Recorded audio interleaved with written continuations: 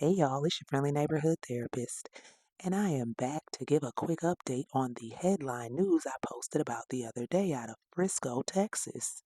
The two young boys at the track meet, one who is now passed on and the other who is now in jail with $1 million bond.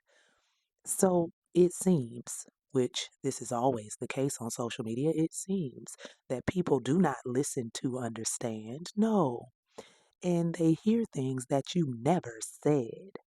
So, since y'all want to get things so screwed up from my last video, and since y'all want to continue to push narratives that you have been told are false, like I've heard everything from, well, Carmelo was suspended from school for having a knife. No, he wasn't. Not once. That was proven to be false. But on the flip side, also with Austin, this post that keeps circulating around of him on Instagram saying that he was going to harm a monkey at the track meet, that is not real.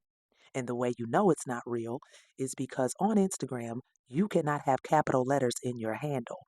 There's a capital letter on his name in that photo. That is not real.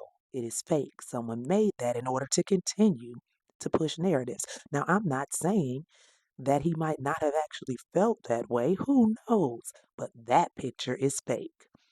Now, that being said, since y'all want to get so hyped up about, oh, wait until the truth gets put out, wait until someone with authority says something, well, tonight I'm going to give you some information directly from Chief Shilson. Know who that is? That is the Chief of Police of the Frisco Police Department.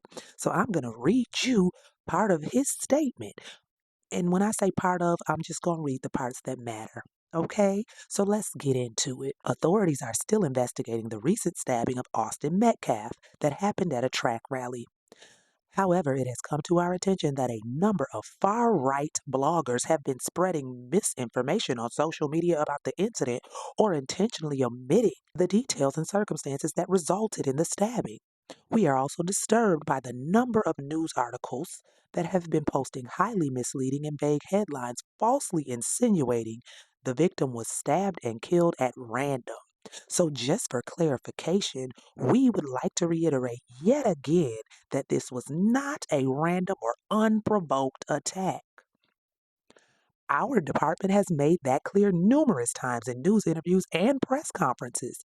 It was also not racially motivated. The victim was stabbed during a mutual combat altercation that the white teenager Austin initiated with the suspect Carmelo. Austin started a confrontation with the suspect by demanding a seat at the David Q. Kendall Stadium that the black teen had first.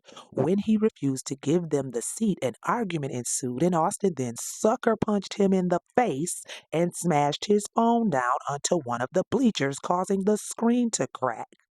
The track rally did not have any assigned seating at the stadium for this event, and patrons and the suspect were free to sit wherever they wanted in the facility. There is a gentleman right now going back and forth with me on my previous post talking about something he wasn't supposed to be sitting there. I ran track before, and we always sat under our own tent because people didn't sit under the tents of other schools because someone might steal and blah, blah. No, I ran track too. My daughter runs track now. There is no assigned seating at a track meet. You can sit under another tent if you have friends at that school. And then let me also interject this narrative about them not knowing each other beforehand. They are in a photo together because they used to actually be friends. How about that? Anyway, back to what the police chief has said.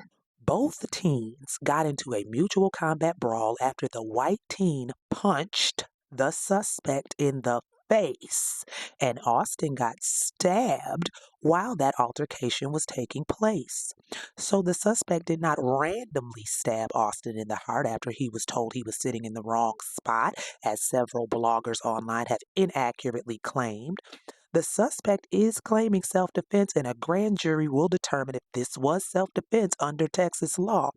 The suspect was charged with murder strictly as a preliminary measure before we knew any of the facts on what led to the stabbing. The charges could be reclassified or downgraded as more evidence is reviewed. We will not allow bad actors to create racial division in our community by spreading intentional misinformation. The same exact misinformation was also spread by the right wing media in states outside our jurisdiction. While this incident is obviously a tragedy for our community and for the family, the fact of the matter is that Austin attacked the African American teenager first, and the suspect was punched, assaulted, and being beaten prior to stabbing Austin to death. That's all. I just wanted to make sure that I gave y'all some factual information since you didn't seem to hear me the last time.